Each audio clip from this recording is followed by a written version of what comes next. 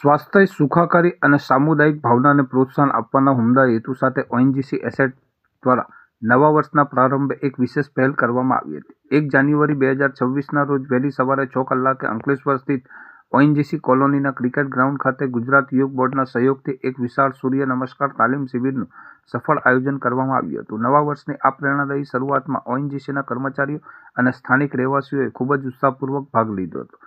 આ સમગ્ર કાર્યક્રમ ઓએનજીસી અંકલેશ્વર એસેટના એસેટ મેનેજર જે.એન. સુકાનંદના કુશળ માર્ગદર્શન હેઠળ સંપન્ન થયો હતો. કર્મચારીઓના સ્વાસ્થ્ય અને તેમના સર્વાંગી વિકાસ માટે હરહંમેશ કાર્યરત શ્રી સુકાનંદનું નેતૃત્વ આ કાર્યક્રમની સફળતામાં પાયારૂપ સાબિત થયું હતું. આ તાલીમ શિબિરમાં ગુજરાત યોગ બોર્ડના નિષ્ણાતો દ્વારા ઉપસ્થિત લોકોને સૂર્ય નમસ્કારનું સચોટ શિક્ષણ આપવામાં આવ્યું હતું, જેમાં બોર્ડના કોઓર્ડિનેટર કામિનીબા રાજ, યોગ કોચ વિરેન્દ્ર ભોરે અને શ્રી અશોક ઝાએ વિશેષ હાજરી આપીને સહભાગીઓને યોગની વિવિધ મુદ્રાઓ અને તેના ફાયદાઓ વિશે વિસ્તૃત સમજ આપી હતી. આ શિબિરમાં ઓએનજીસી પરિવારના સભ્યો ઉપરાંત અંકલેશ્વર અને ભરૂચ શહેરના અંદાજે 400થી વધુ નાગરિકો જોડાયા હતા, જેને કારણે સમગ્ર ગ્રાઉન્ડ યોગમય બની ગયું હતું. લોકોમાં સ્વાસ્થ્ય પ્રત્યે જોવા મળેલી આ જાગૃતિ અને સામુદાયિક જોડાણ કાર્યક્રમને નવી ઊંચાઈ બક્ષી હતી. ઓએનજીસી અંકલેશ્વર એસેટની આ પહેલ સમાજમાં પરંપરાગત સુખાકારી પદ્ધતિઓ અને શિસ્તબદ્ધ જીવનશૈલીના પ્રસાર માટે એક મહત્વનું કદમ માનવામાં આવી રહ્યું છે. કાર્યક્રમના અંતે ટીમ ઓએનજીસી અંકલેશ્વર એસેટ તમામ સહભાગીઓનો આભાર વ્યક્ત કરવામાં આવ્યો હતો.